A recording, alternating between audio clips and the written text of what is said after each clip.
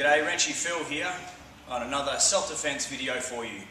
In previous videos we covered recognising a situation, avoiding it and defending, also some very foundational stances. We've also covered the flinch response, what happens to sort of, I suppose, every human when they're startled, and then what we can do from that flinch response, whether it be the block and a palm strike. Today we're going to go to the next level, which is self-preservation. What happens if someone is actually throwing a flurry of punches towards you?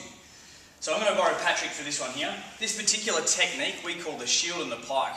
And it's really basically, if I'm getting punched consistently in the face, it's almost like just covering my face so I don't get knocked out.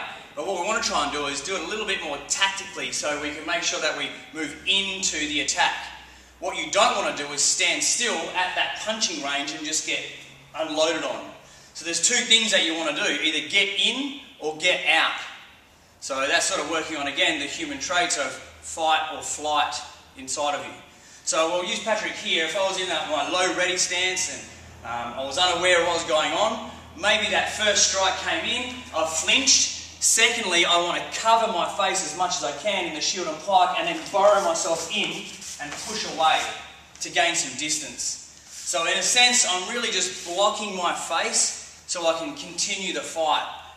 Again, we can probably do the same thing if we go to punches here. I cover in, I push here and get away, or I can use the shove to get more distance. As I said, the last thing you want to do when those punches are coming on is have your hands out here because he's just going to feed one through.